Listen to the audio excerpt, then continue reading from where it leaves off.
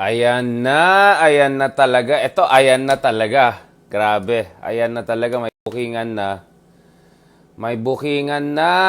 Patapos na kasing termino ng isa. Kaya labasan na, bookingan na.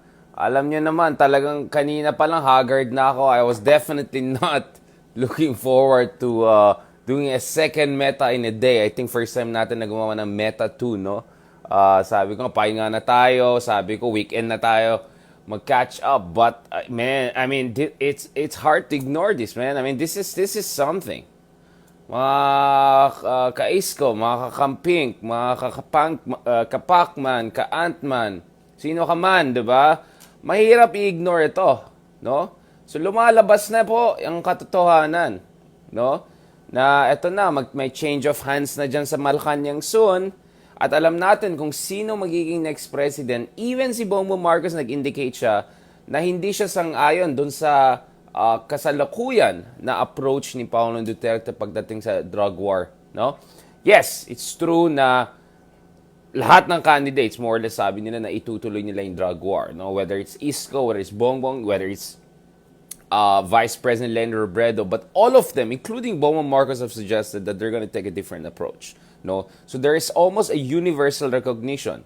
Ewan ko na dun sa mga iba, but there's a recognition that there was something fundamentally wrong with that drug war.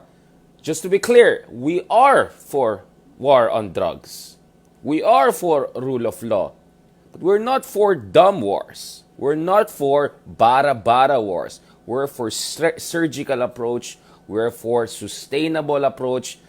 At sana naman, di ba? Sana naman tinitignan din yung aspeto ng community-based solutions. Tinitignan yung aspeto ng rehabilitasyon. Sabi ko nga, in fairness, kay presidential candidate and former Senator Bongbong Marcos, pati siya, na-emphasize na yan dun sa kanilang interview ni Tito Boy. No? Hindi Tito Boy Soto, ito Tito Boy Abunda to, no? Makinig kayo, seryoso tong topic na ito. Promise, talagang pagod ako kanina. I was just closing my eyes to get some rest and all. But hindi ko talaga ma-ignore ng issue na ito. Dahil, just to tell you honestly, this has been one of the issues that has been driving me throughout the past few years or so. Alam nyo na, alam nyo naman, di ba? I'm really, I'm someone who has his, fingers all over, I am focused on so many issues all around the world. No, whether ito yung West Philippine Sea, ito yung nangyari sa Ukraine, of course nakita nyo, updates natin from Paris, from Berlin, from Munich, issues sa Middle East, lahat yan. But, one of the reasons na talagang passionately fino-follow ko yung politika natin dito sa Pilipinas is because of this mind-boggling, no? Mind-boggling drug war na meron si Pangulong Duterte, which has shown no indication whatsoever of creating sustainable benefits. So baka naman may mga iba dyan na feeling nila na they're safer now. Well, good for you. In the meantime, base sa mga allegations and reports we're looking at, thousands ng ating mga kababayans may have perished. And because there has been no due process, we have absolutely no idea whatsoever if any of this talaga nangyari yung nanlaban, if any of this was really a kind of a legitimate encounter between authorities and suspected drug dealers. Suspected, meaning wala tayong ebidensya to prove it. Again, good for yung mga nandyan na they feel more safe. But this is not how you do public policy. Hindi pwedeng feelings lang. Dapat evidence-based. Dapat may basihan. Dapat may ebidensya. Dapat hindi bara-bara. Dapat ginagamit mo yung utak mo. Dapat long-term thinking. Dapat tangible benefits. And why is this relevant dun sa latest development? Because dito nakikita natin sa news, self-confessed drug lord. At ito pa thousands ang potentially namatay. Base sa mga reports, even PNP aminado na yung mga cases under investigation, mga deaths under investigations could be running in tens of thousands, no? Google nyo lang yan, di ba? I already have written on that. I've cited all these issues. Tapos, let's be honest, may big fish talagang nahuli. At ang big fish, yung mga Sorry, how can I put it? Ito ba yung big fish? Alam natin what is a big fish, right? Walang nahuli na big fish. I mean, you can name drop yourself if you want. Now, dito sa parang medyo small timer na pinalaki na self-confessed drug dealer Kervin Espinosa, nirecount po niya all his allegations versus detained Senator Leila DELIMA dun sa kanyang counter affidavit, no, na sinubmit kanina lang sa Department of Justice. Ayon sa kanyang abogado na si Raymond Palad, no. So, na-post po natin diyan, ipo-post ko ulit diyan sa baba yung full affidavit na forward niya. Again, of course, we're not judges, we're not courts, we are not in a position to make any definitive statement on this, but there are things we can talk about. First of all, pagdating kay Senator DeLima, ilang taon na po siya nasa kulungan? Has there been any court admissible verified evidence provided against her? Has there been any conviction? No? I mean, hindi lang yung allegations, but conviction. No? Let's not forget, she's an opposition individual. So it should not be very difficult for the courts to find or move on this case kung talagang may ebidensya, no? And ilang years na. At eto, whether you are with her or not, of all the critics of President Duterte, lalong-lalo na dito sa drug war niya, without the question, Senator DeLima has made the greatest sacrifice. She has given more than 5 years of her life in terms of her freedom, no? To shed light on the situation right now. In fact, I'll say this. Let me say this honestly. If there's any Filipino who should have gotten the Nobel Peace Prize or should have been a front runner for Nobel Peace Prize in recent years, you could argue, you can make a strong case for actually Senator DeLima. No one else comes even close in terms of the level of sacrifice and the level of risk that she has run. Okay? With all due respect, no? For some reason, she's not getting the kind of global media attention that some of the other folks standing up to the excesses of these administrations have been getting. But the reality is that we know, at ngayon lumalabas yung katotohanan na talagang grabing sakripisyo na ginawa niya. No? Grabing sakripisyo na ginawa niya. Una pa lang nung sikat pa si Pangulong Duterte, talagang 90% legit yung talagang support sa kanya, yung grabing outpour of public support. She came out and said, I'm not very sure this is the way forward. At magkakaroon na abuso and everything like that. Diba?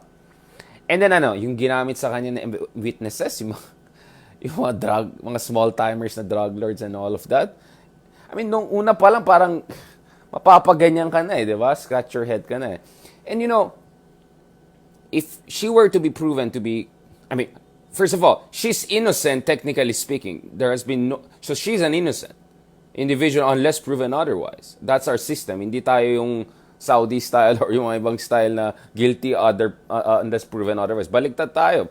Innocent until proven otherwise. And yun nga opposition siya. So madali dapat yung for the courts and all to move on her because, you have the whole machinery of the government to provide all evidence and everything that's necessary. And yet, ilang taon na, we still don't see any kind of legit evidence against her. So she's innocent. Last time I checked, technically speaking, right? And morally speaking, some would say she's more than just innocent. She has made sacrifice in behalf of every single political or I would say individual who was too timid, too craven, too selfish, too opportunistic, too enabler to call out what was obviously wrong. And itong sasabihin ko I know this is gonna sound controversial, but even if Bongbong Marcos wins even if, okay, magalit kayo sa akin for saying this. Because, of course, we don't call it out, diba? Even if Bongbong Marcos wins, one thing I look forward to is, or perhaps the only thing I look forward to is, matapos na itong bara-bara style na walang... Dapat pag-aralan natin ng mabuti at isipin natin ng mabuti, how did we tolerate this? Because yes, all of us are against drugs. All of us are against crime. Unless, of course, criminal and all of that. Even yung ibang criminal nga, medyo nasasobrahan na yata. Gusto nila mawala yung mga kalaban nila Eto na, 6 years na. Tapos na si Pangulong Duterte. Patapos na.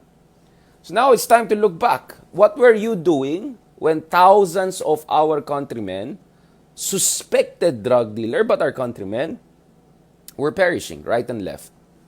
Buong mundo ay nagsalita, nag-react. Alam mo, nasa China ako.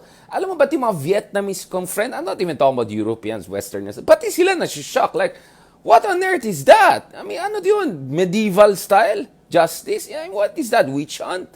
Ito, kaibigan ko itong mga to from China and Vietnam, yung mga bansa na hindi democratic. Ha? Forget about yung mga kaibigan natin from DC, from Canada, from Australia, etc. Alam mo, at ito para sa akin, personally, this is also a big issue because some of you may remember, in the first, inayos ko yung chair. Some of you, wala nasira yung natin, yung mode natin. Ito, serious tayo. Balikan natin, seryoso tayo. Some of you may remember, yung first months ni Pangulong Duterte, medyo favorite tayo ng empresarios, bloggers, trolls ng administration. Because I came out and said, let's give the guy benefit of the doubt, right? Not because I believe he's going to be right on everything. Because I said, okay, he won it, legitimate democratic exercise. Okay, let's give the guy a chance. Let's see what he's going to do. So in the first months, pagdating sa foreign policy especially, sabi ko, let's not judge the guy right away. Let's see where he's moving and then accordingly we'll make an assessment.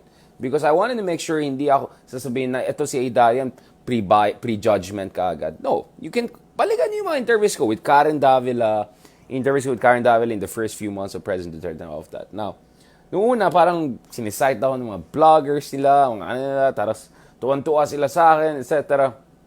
But ako naman, I'm just trying to explain the method to the madness as far as foreign policy is concerned. But even in those months, pwede nyo balikan yung mga posts ko. Even in those months, ang hindi ko masikmura, yung ganyan na bara-bara na drug war. So noon pa lang, medyo confusing ibang trolls. Parang, ano to? DDS ba to? DDS. Bakit sila kikriticize sa drug war? Bakit ganyan? So confused sila dun sa, because my position was very nuanced. On the foreign policy, let's see how it goes. On the drug war, immediately, I called it out. So tignan yung mga post ko, July, August pa lang, no? September pa lang, nung 2016. I was like, what's going on here? And I was so shocked to see so many people either quiet lang, baka takot, whatever, and the others cheering. And it's like, yeah, patay na yan, ubusin yung ganyan mindset. And you know, that was a moment of revelation for me because that was the side of our country I never saw before. Or perhaps I did not expect before. I was really genuinely shocked. It's like, what? I said, just like that? I mean, basta suspected lang, okay na ano.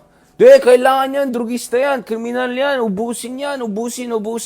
Oh, wag kang human rights ng kriminal, mga ganun. Like, wow. That was like witch hunt. That was like medieval style. And it's like, wait, nasa 21st century tayo. Akala ko democracy tayo. Akala ko loving, smiling, kind people tayo. I won't forget that moment. I mean, you could see in my reaction. Kalma lang tayo. You could see in my reaction, these emotions are still raw. I mean, it's 5 years already. More than 5 years. But these emotions are very raw. Because I felt them very deeply. At may isang gabi na, matutulog na ako, bigla na lang napayak na ako. Parang, yung sense na, eto na ba tayo? This is what has become of us. At wala ba tayong mga gawa to make sure na we have a smart drug war, not a dumb drug war? At ganun ba talaga ang ating bayan na cheer on tayo habang... So yun. Sabi nga ni Joseph Estrada, the sage of our politics. Bilog, lang yan? Ano tawag dyan? Weather lang yan. Ayan, patapos na yung weather ni tatay, labasan na yung iba. But come on, honestly, did we need to wait for this affidavit and all to know what was going on all this time? At yun ang problema ko talaga eh. We need to raise the level of maturity of our democracy to make sure na we don't elect demagogues and populists who are there and they'll just engage in bara-bara kind of policies na creates a humanitarian disaster without no tangible, evidence-based, policy-oriented, long-term benefits for the country. Show me a single study by any legitimate, hindi yung mga the professor, hindi yung mga ganun na, hindi yung mga blogger, as in legitimate, show me one legitimate study that shows may long-term tangible benefit itong drug war na bara-bara na yan. You tell me. And it's not for the lack of advice. The president of Colombia wrote in a piece for New York Times, 2016 pa lang, in-advise na si Paulo Duterte. Anong ginawa ni Duterte? Minura-mura niya. Sinong ano ngayon? So yes, I understand a lot of voters are now focused on these elections, on on potential President Marcos Jr. or vice versa, whatever. But let's not forget, we have had quite some time in the past 6 years. And kahit natatawa tayo, na ano tayo dyan sa mga kaano-ano ni tatay, let's not forget, many of our kababayan were cheering on while this disaster, this catastrophe was unfolding. And some would even say this is clearly mass atrocities. Right? I mean, not many people are being investigated potentially by International Criminal Court. I mean, that tells you a lot. It's just that bad that potentially could be investigated by ICC. Para sa akin,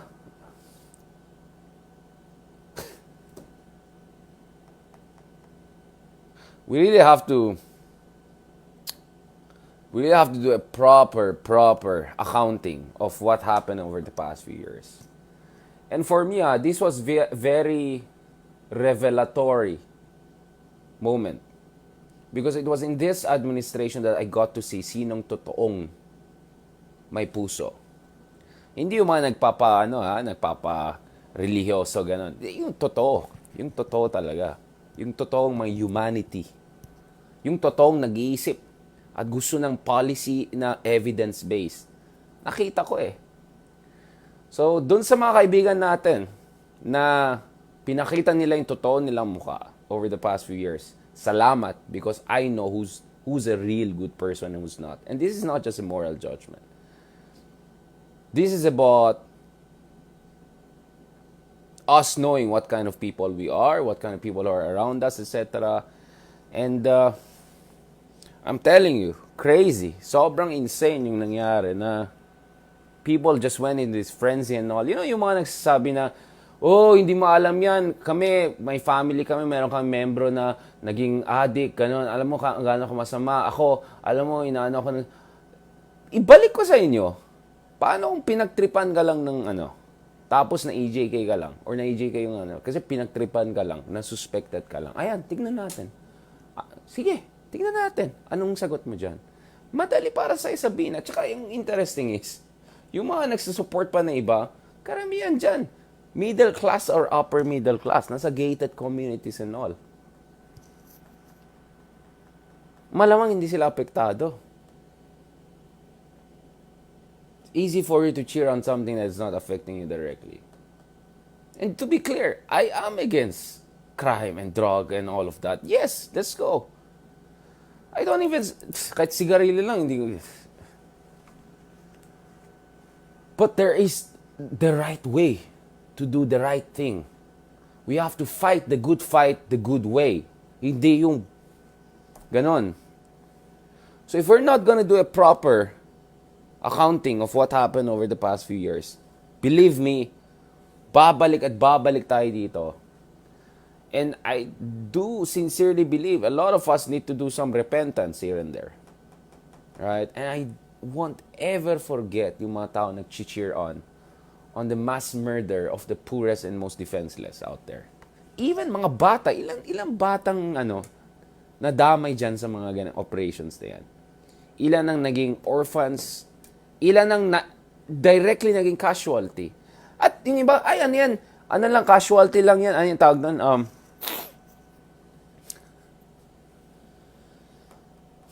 collateral damage. Yeah, madali sabihin nyo hindi mo anak yung apektado. It's easy for you to say that kung hindi yung pamilya mo apektado, hindi ang anak mo yung apektado. And if you're against drugs and all, I'm with you. But there's the right way of doing it.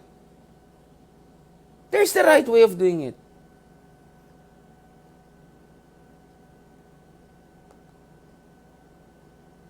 And then nung pinaano si DELIMA, kamusta yung ibang opposition? Yung mga opposition, yung mga mayabang ngayon, yung mga pa-opposition, nasaan kayo nun? Nasaan kayo nun? Nasaan kayo nun? Yung United Slate ba yan? Nasaan yung mga iba dyan? Ha? Nung ginanon lang si DELIMA, ha? Nung EJK ng ganun right, nasaan kayo? Nasaan kayo ngayon? Pa-opposition pa kayo? Buti pa si Bongbong consistent eh. Buti pa si Bongbong ano pa nga eh. Kine-question pa nga niya yung bara-bara style, more surgical approach, rehabilitation-based. I'm not endorsing him. I'm just saying, buti pa yung taong yan. Iba dyan na pa-opposition ngayon. I remember very well what were you doing during those years. Yung iba pa nga, in charge pa nga sila dun sa mga committee na investigations. Tapos, hindi lang enabler eh. We night wash. Worse than enabler. Enabler is actually, it's an understatement.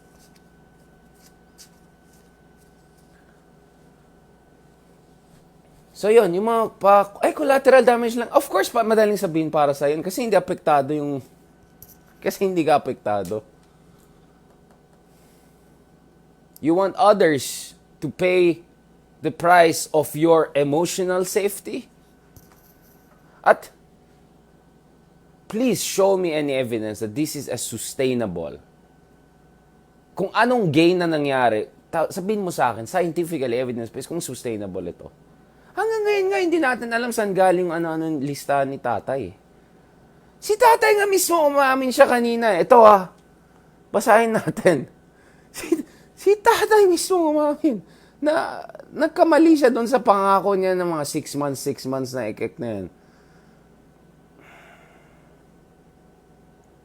And palikuan yung Singapore. Singapore never did that way. You know who's closest to this?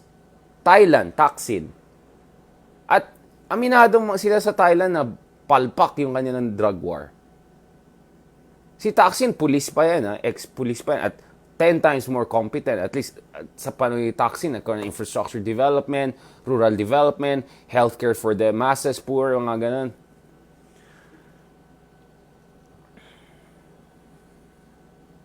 Kaya ako yung mga ibang pa-opposition dyan, tsaka ito, okay. Ito let me say this Yung mga artista, celebrity dyan, na ngayon biglang freedom, democracy and all, dahil sinut down lang siguro yung nyo, nasaan kayo noon? Ha? Nasaan kayo? Yung mga matapang na mga celebrities, artists na gano'n, na ngayon biglang, for democracy and all of that, nasaan kayo nun? Millions ng followers nyo, ang laki ng influensya nyo. Di kayo nagsalita. Nasaan kayo? I'm not gonna name names because we know, ang haba the list is so long, I'm not even gonna bother to name names. Tapos ngayon, biglang hero na, wow, talagang democracy fighter, wow, opposition, mga ganun. Nasaan kayo noon? Nagsalita lang naman kayo, apektado na kayo yung sinut down na yung Nagsalita lang kayo, patapos na si Digong. Of course, you can say, yes, better late than never. But tell that to all of those people who paid the price for all of these populist antics and shenanigans, ang kapalpakan, and just a violation of everything that humanity stands for.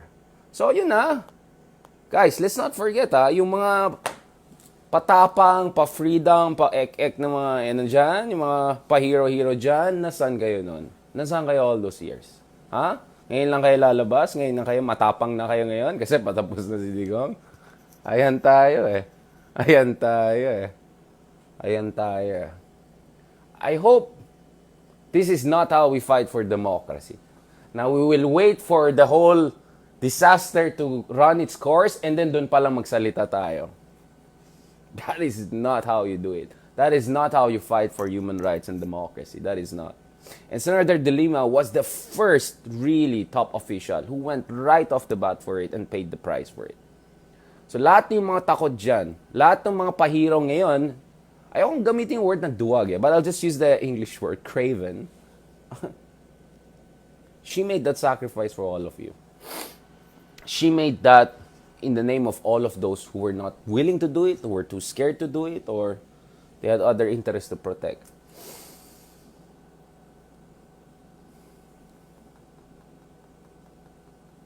Yeah, I understand fear too. Yes, I understand fear. But di ba may responsibility ka rin dapat? You have a responsibility, right? You have millions of followers. Kahit indirectly sana. Sige, wag directly. Pero indirectly sana. Di ba? Walang iya. Yung sa Russia na nga, pinapoison na nga si Navalny, bumabalik pa rin eh. Binubugbog na nga sila, nag-peace protest pa rin sila.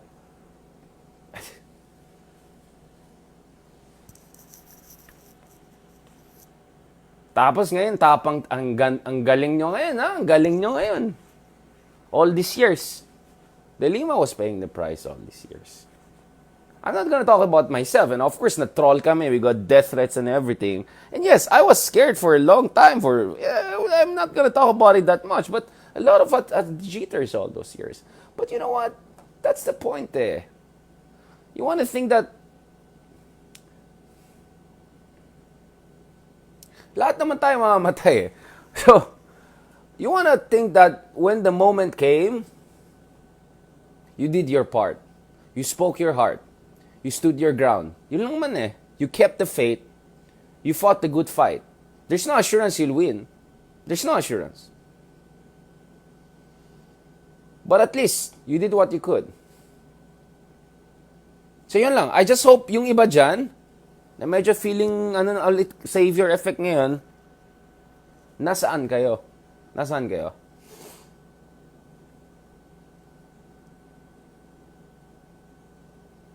And I hope in the future, wala, tapos na eh.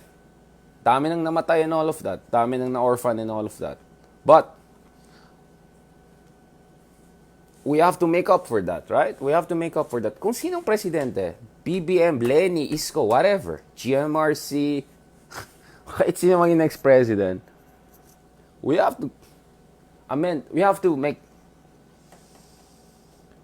repent and we have to make up for that. And we have to make sure it will never happen again.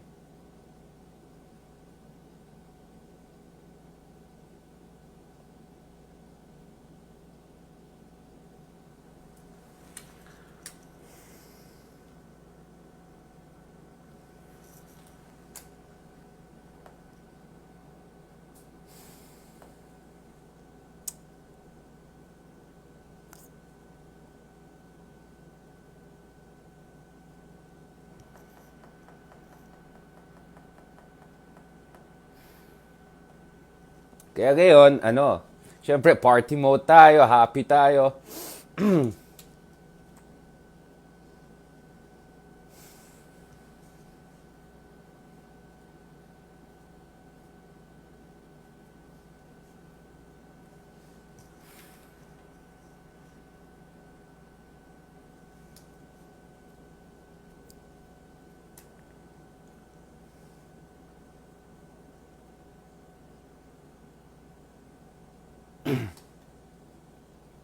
At sana hindi natin makalimutan, no? Tsaka hindi natin...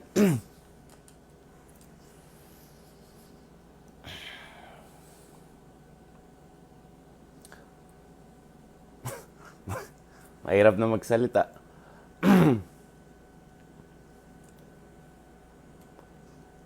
Tuloy si Will Smith ang naalala ko yung speech niya. Walang ya. Maling reference point. Delete. Di ba naka-black din siya na gano'n? Walang iya. Yeah, please, let's not forget those people who stood the ground and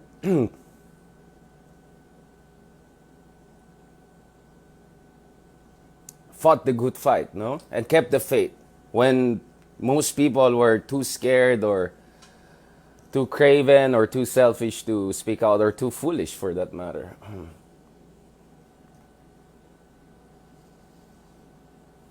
So yun, yeah. She may not have gotten the kind of attention and recognition and all the Nobel Prize and all of that, but for everyone with conscience, you know, right? And yes, I actually met and I dropped by Senator DeLima the other year just before pandemic, no, and she was very strong. She was very strong.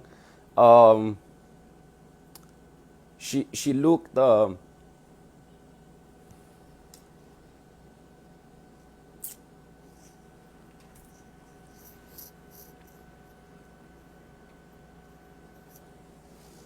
Ayoko magdrama kasi pagtatawa lang tayo ng mga walang yung trolls na yan eh. I'm sorry man, kahit drama hindi, cute pa rin ako. Okay, so huwag kayo mag-feeling dyan. You wanna make fun of me, I'm still cute man. No matter what. uh, yeah, she was zen. She was zen. Because she knew she was on the right side of history. She knew it. Even if she was not getting... Walang hiyang grab to ah. Nag-emote na nga ako dito eh. Wait lang. Oo na. Nagutom. Walang hiya. Ayan tayo, yung mga tipang nag-drama, di bigla may Shopee, oh. Di bigla may...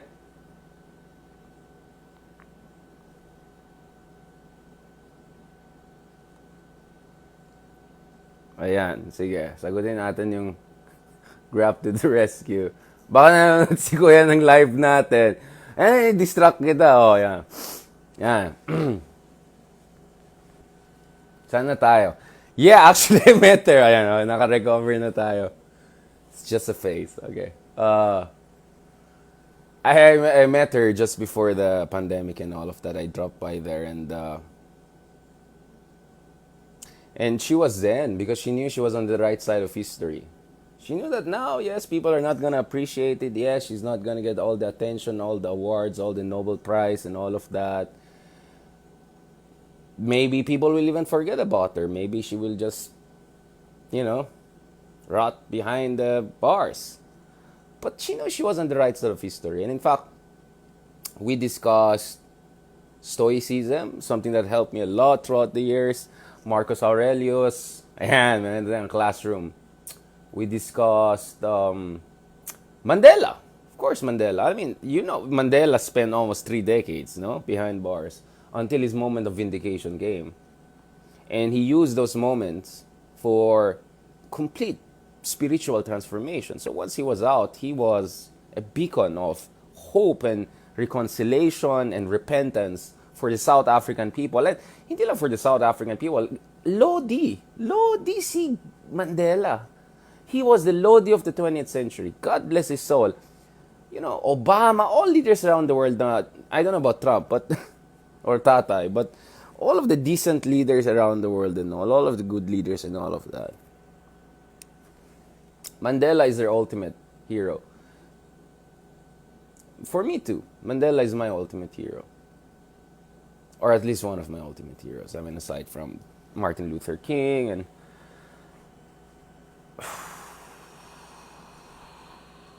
So she was zen. She was zen and she had this internal serenity.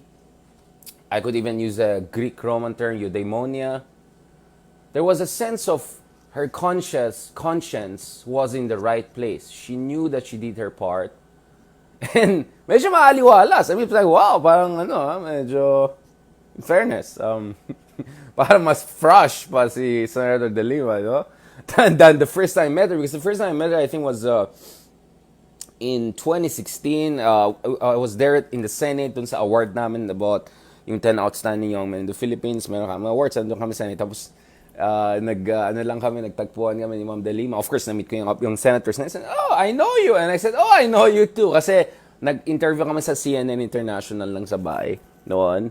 Of course, nagsabay-sabay. But I mean, there was a program that interviewed her, interviewed me. So, She watched my part, I watched her part, so meron siyang ganon. So from there, I could see she was quite stressed and all, despite the joke and all of that. But the next time I saw her, she looked fine. She looked fine. And, I was just asking some media friends who interviewed her just the other week. She looks fine and all. She may win, she may not win another seat. She may stay there, she may not stay there. But, for anyone with a heart and conscience and a little bit, gamitin mo naman yung utak mo, di ba?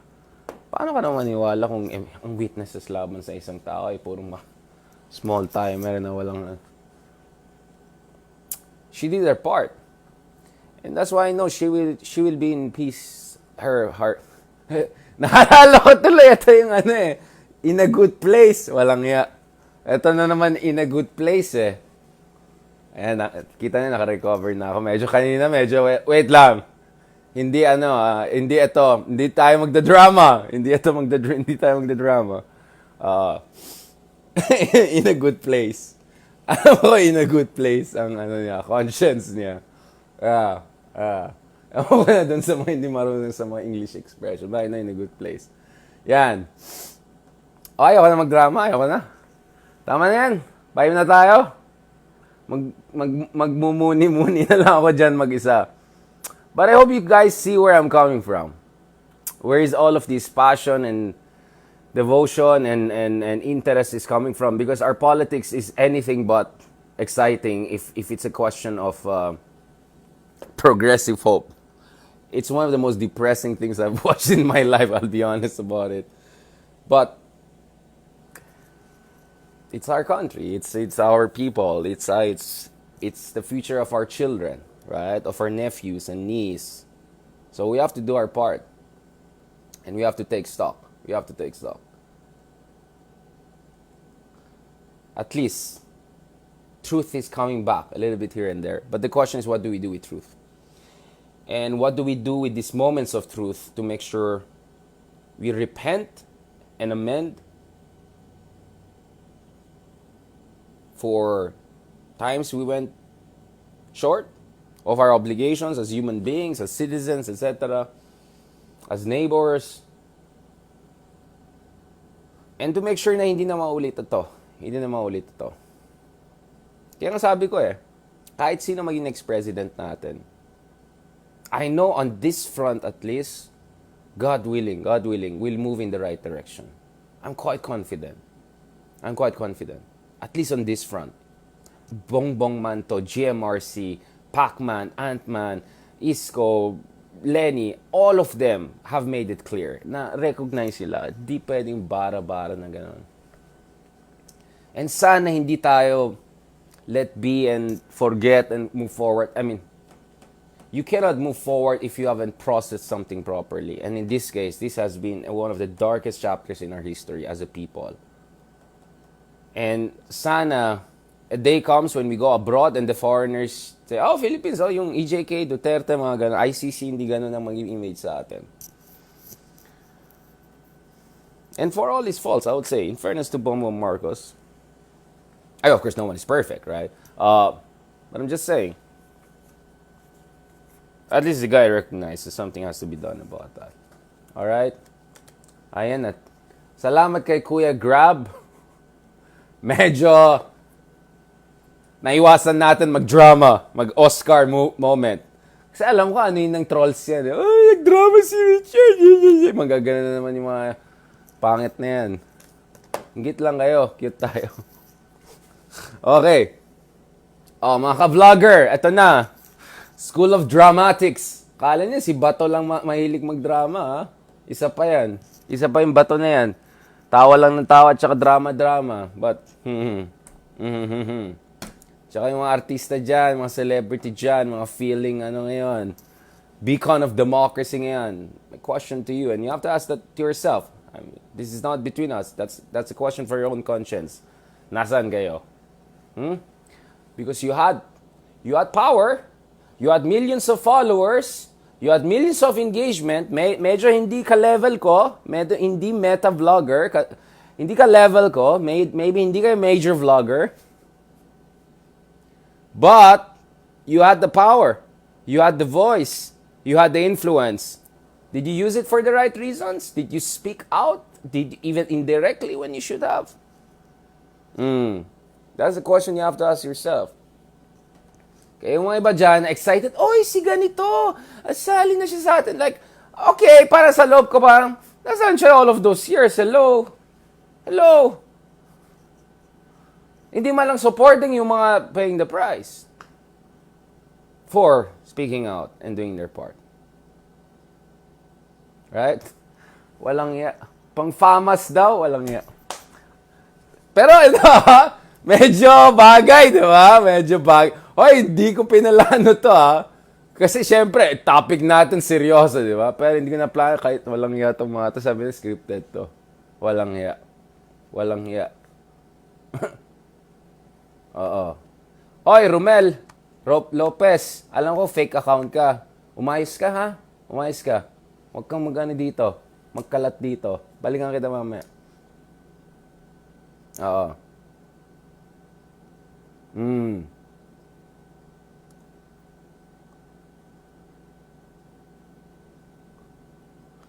I mean, come on, trolls. You wanna trash talk me? Tapos ganyan itsura mo? Sorry. I'm just saying, man. I mean, come on. You wanna trash talk me? Sana naman, di ba? Sana naman. May cake ka, di ba? I mean, I'm not even talking about my, ano. Diyan ako nagtataka parang, Kuya naman. Di ba? Tingin-tingin naman dyan sa mirror, di ba? Bago ka manglait ng, famas level, di ba? Hindi na ako magdramang ganun. Ito na talaga, swerte kayo. Nagkataon lang. Medyo bad trip tayo na. I'm just kidding. Ha? Anong sabi ng isa? Ayan, kasama dyan yung mga vloggers na yung mga vloggers na cheering on the bloodbath. Huwag natin kalimutan mga yan.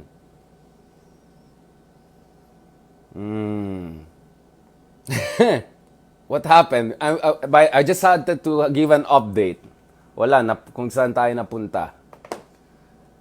Parang delikado tong meta natin, Medyo masyadong Saan yung production team ko? Next time kailangan ko namang production team one-on-one para medyo ma-script natin lahat ng sagot.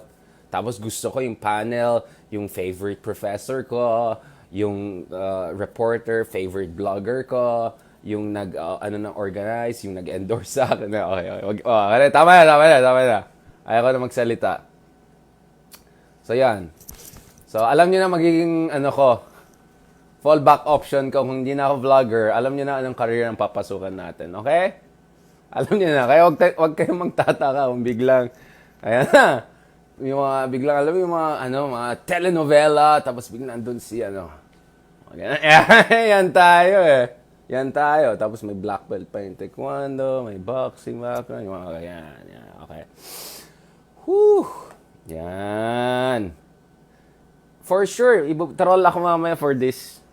But, whatever. Sabi nga nila, you can put a cute man down. Alright? Yan. A good man, I don't know. But a cute man, no. You can't. You can't put a cute man down. Sige. Zaddy. You can't put a Zaddy down. You can't. Sige na nga, Zaddy. Alright? You can't never put a Zaddy down. Yun lang masasabi ko sa'yo. Laling sincere na Zaddy. Yung mga Zaddy na may mga the moves. Okay? Ayan na, may tawanan na. See? Alam mo, you guys are lucky to have been born while I'm giving this meta. I'm serious, ha? It's a privilege to have... Ayan na, matotroll na naman tayo. Honestly, saan pa kayo makahanap ng ganyan? Walang mga ibang vloggers, walang ganyan. Maghanap pa kayo dyan sa Amerika, wala rin silang ganyan. Meron sila, puro mga debate sila ng na pretentious na Wala kayong mga ganyan. Famas level, wala. Walang niya. Zaddy. Ito po yung quote of the day. You can never put a Zaddy down. Yun lang. A Zaddy, forever Zaddy. Young or old, millennial, millennial, famas, whatever, you can never put a zaddy down. Yun lang masasabi ko. So sana naman ma-inspire na kayo, ha? Oh, may isa pang troll na naman tayo. Harvey Dolison, na obviously fake account at sana fake account ka kasi kung totoong account ka, nakakaya yung pinagsasabi natin dyan. Oo, ito, isa pang troll. Galingan magkano binayad? Alam mo kung kayo bayaran kayo, sorry ako kasi international level ko eh. No one can afford me. Lalo dito, no one. Sorry. Don't even try, diba? Okay. Mamaya balikan ko yung mga trolls dyan. Akala niya nagdrama lang ako dito. Hindi ko na... Balahura pa rin ako, okay? Whatever mood... Balahura ako, hindi mawala yan. You can never put the balahura zaddy down. Yun lang. Yan talaga. Zaddy. Zaddy times. Meta zaddy. Okay? Ayan. Ito. Kompletuhin natin. You cannot put a zaddy with a heart down. Yan. A zaddy with a heart. Yan. Ayan tayo eh. Sabi nga, actually, pwede ako sa mga, yung mga telenovela, yung mga Mexican telenovela. Tapos mga si Ricardo, nagtatrabaho doon sa hacienda. Tapos si Isabela, yung anak ng haciendero. Si Don Juan, na in love sa'yo. Yung nagpapalit ka ng shirt mo. Nice mong ganun. Tapos nakita yung mga cuts mo dito. Tapos tingin ka dito. Tapos tingin dyan. Yan. Tapos biglaan doon si Don Juan. Senyorito, kumusta? Kumparin, pwede. Yan. Okay. Ito na. Ito daw, may ancestors, may niyera, salamat ka. Okay, ganyan, tapos magka-telenovela. Tapos magkatingin ka na, andun tumitingin si Isabela sa'yo. Yung mga ganon. Ricardo pa naman yung pangalan. Pwede tayo dyan. Of course, zaddy na yung edition. Medyo zaddy na si Ricardo. Kasi nga, parang second life na yan doon sa, parang ganito yung lifestyle. Si Zaddy, dating marang hotshot, journalist, lawyer, tapos he gave up on that whole world, nadismaya siya, so pumunta siya, nagtrabaho na lang sa isang hacienda in far away, near Tijuana, and then, not knowing, andyan si Isabela. Tapos pagpasok niya, si Don Juan, oy, kilala kita, ikaw yung sikat na journalist, na vlogger noon pa noon. Anong nangyari? Ganun. Senyor, pwede, Espanyol, explain, ganun. Tapos, okay, you work here, ganun. Tapos isang araw, of course, balik ka, tapos naka-shirt ka, fitted yung shirt mo, tapos ganun. Tapos pag ganun mo, flex yung triceps mo dito. Tapos pag ganun, nakatingin si Isabel. Yan. Yan. Alam niyo na, you know na the drill. Ganon po ang pwede natin maging dyan. Maging natin dyan. Okay? So yan, El Cuerpo. Ayan tayo eh. Maghanap tayo ng titulo dyan sa telenovela natin for Zaddy Ricardo. Tapos syempre, kunyari si Isabela pupunta sa'yo, tapos tanong siya, kunyari, meron po kaming journalism class, di ba? You used to be a journalist, ganun. Can you tell us? Kunyari, guys, nagtitinginan silang ganun, tapos ayaw tumingin ng diretso si Ricardo, kasi medyo zaddy na. Ayan tayo, tapos si Ricardo, yung ex niya na hotshot journalist na gano'n, na lawyer na whatever, tapos andun pa rin siya sa Mexico City. Tapos medyo hindi pa naka-move on kay Zaddy Ricardo. Pero si Zaddy Ricardo gusto niya talaga mag-move on. So, ganon po yung, kompleto na. Meron na tayo. May script na tayo. I think that will be the next job too. Magsi-screen na tayo. So yan, habang ganon, habang si Zaddy ay iniisip si Elizabeth. Si Elizabeth nandun, tapos si Isabela nandito. Tapos si Don Juan, lumabas lang ng sandali, bumili ng tractor, fertilizer, ayan. Tapos buong panahon na yan, si ate, yung chief chef nila, yung parang yung chief chef na medyo masungit, nakatingin na, parang binabantayan niya, parang suspicious siya dito kay Zaddy Ricardo. Kasi ito kasi daw, pinklawan niya ata tong Ricardo na to eh. Meron akong wala akong tiwala sa mga pinklawan na yan. Kahit yan. Tapos tingin siya ng masama dito. Binabantayan niya talaga si Isabela. Ganun,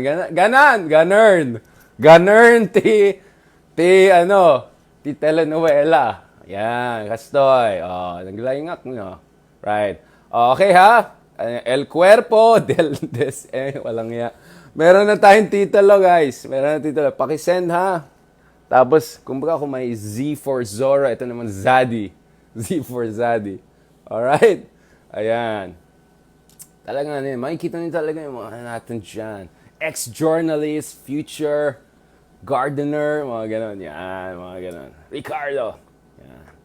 Tapos may ano pa siya. Tapos tatay ni Isabella, I know you're a zaddy, but what's your skincare? Mga ganon, walang ya. Walang ya. Your tan is very nice eh. Mga ganon. Like, tapos meron siya mag-English kasi meron siya mga exchange program from Monterey. Kasi siya Monterey siya nag-aaral eh. So meron siyang exchange program dun sa kabila sa California, ganun-ganun. So meron siyang Californian accent. And then, Ricardo, you were there in America before you worked there in America, right? You were as a journalist, you were working with the CNN. And then si Zaddy, ayaw na mag-share. Oh, tama na, tama na. Okay, na-balance na natin yung equilibrium of emotion. Kasi I didn't want to end on those drama note. Oh, nasaan na yung mga troll? Yung mga pinagsabayan ko, ba't nawala na kayo? Walang iya. Balikan ko yung mamaya. Kasi na ano na eh. Ayan. Ang haba ng drama natin, ha? Ayan. So, yon. Mi amigos, mi amigas, muchas gracias. Okay, hasta pronto. Maybe next time, okay? Maybe pwede not. But never forget, Fuego of Zaddy.